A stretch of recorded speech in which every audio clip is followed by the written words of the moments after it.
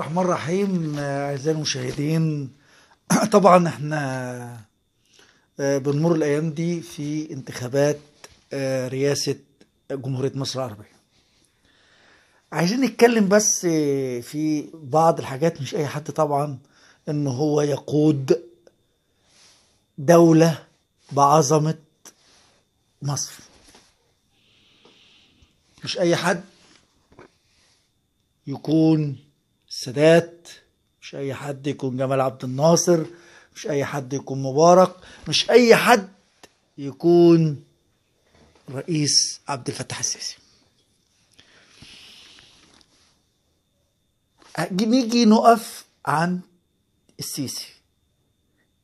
ليه بنقول هو من يستحق ان يكون رئيس جمهورية مصر العربية؟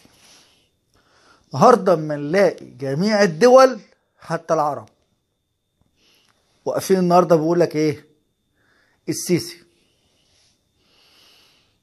حرب شرسة على الرئيس السيسي لانه هو عمل انجازات كبيرة وغير مسار مصر.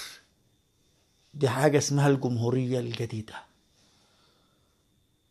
النهارده الدولة العربية الوحيدة اللي ما فيهاش قاعدة أمريكية، الدولة العربية الوحيدة اللي بيها أقوى جيش عربي، الدولة العربية الوحيدة اللي ما فيهاش تطبيع. طب ما تيجي نطلع نشوف بعض خطابات لزعماء مصر ونرجع لكم تاني. أوجه تحية إلى القدس الصابرة المناضلة، أوجه تحية إلى الضفة الغربية، أوجه التحية إلى العريش الصامدة ورفح الصامدة، أوجه التحية إلى المرتفعات السورية الصامدة المقاتلة.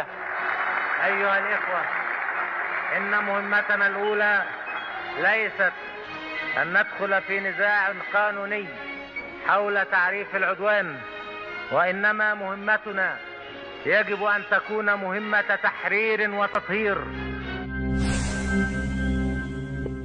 نقسم أننا سوف أنا بقول لكم بصراحة، أنا أمين في الكلمة. القدس الحرم، ما حدش قلتها أكتر من مرة، قلتها لبيل كلينتون لما جه هنا. إذا كنتوا عاوزين، ما انتوش عاوزين سلام، قولوا الحرم تحت سيادة الإسرائيل.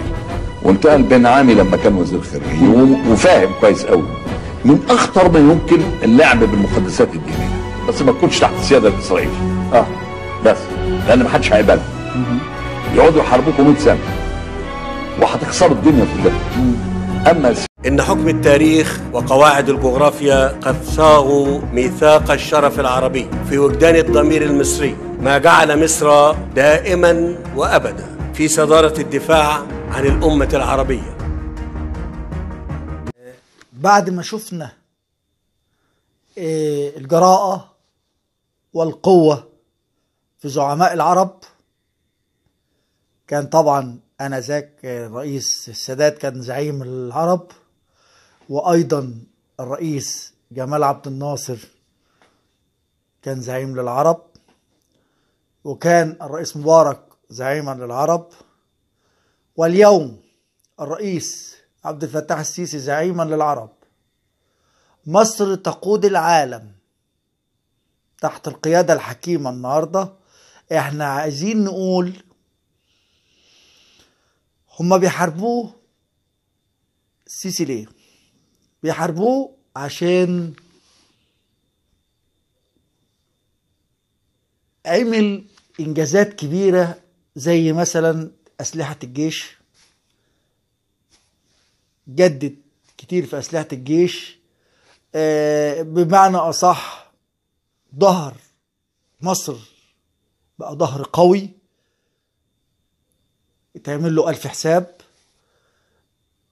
العاصمة الإدارية الجديدة، العلمين الجديدة، قناة السويس الجديدة، الطرق اللي اتعملت على أحدث ما يمكن،